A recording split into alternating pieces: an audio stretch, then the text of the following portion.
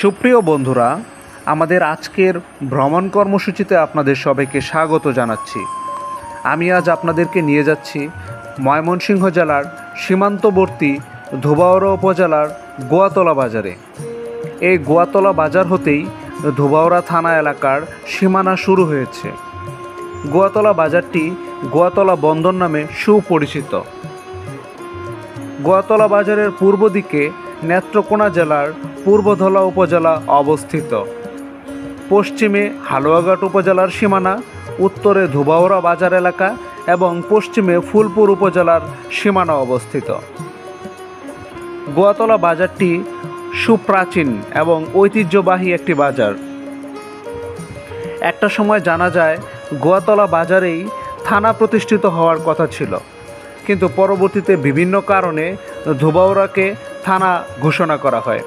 এমনকি গোয়াতলা বাজারে থানা প্রতিষ্ঠা করার জন্য থানার জায়গা কিনে বাউন্ডারি করে রাখা হয়েছিল, যা এখন পর্যন্ত বিদ্যমান রয়েছে। ধোবাউড়া সহ আশেপাশে এলাকায় যত বাজার রয়েছে তার মধ্যে গোয়াতলা বাজারটি বৃহত্তম। প্রতি সপ্তাহে হাটের দিন আশেপাশের গ্রাম থেকে প্রচুর লোকজন কেনাকাটা করতে এই বাজারে চলে আসেন।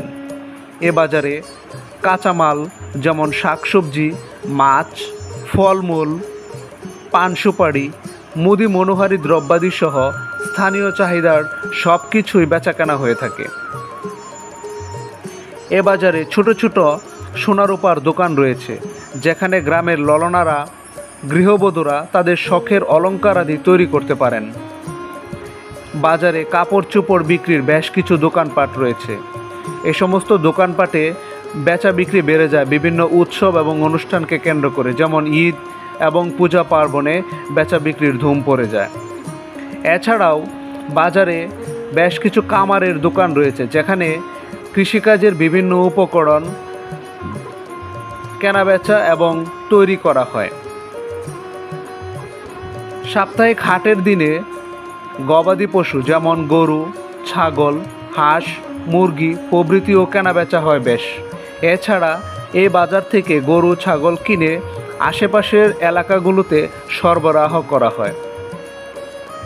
হাটুরে ও বাজারে আসা লোকজনের নামাজ ও প্রার্থনার জন্য মসজিদ এবং মন্দিরের সুব্যবস্থা রয়েছে। গোয়াতলা বাজারের যোগাযোগ ব্যবস্থাও উন্নত। স্থানীয় গ্রামসমূহের লোকজন পায়ে হেঁটে, সাইকেলে বা ব্যাটারি চালিত অটোতে করে বাজারে যাতায়াত করে। এছাড়া যে সমস্ত লোকজন পার্শ্ববর্তী উপজেলা অথবা দূর দূরান্ত থেকে বাজারে এসে থাকেন, তারা সিএনজি এবং মিনি বাস ব্যবহার করে থাকেন। অত্যন্ত সহজ সরল এবং নির্ভেজাল জীবনযাপনে অভ্যস্ত গোয়াতলা এলাকার সাধারণ মানুষজন। এছাড়াও গোয়াতলা এলাকার মানুষজনের অতিথিপরায়ণতার প্রশংসাও লোকমুখে প্রচলিত রয়েছে। প্রিয় বন্ধুরা, আজ এ পর্যন্তই। সামনে আবারও দেখা হবে কোনো একটা প্রোগ্রামে। সে পর্যন্ত সবাই ভালো থাকুন, সুস্থ থাকুন, সুন্দর এবং শান্তিপূর্ণ জীবনযাপন করুন। ধন্যবাদ সবাইকে।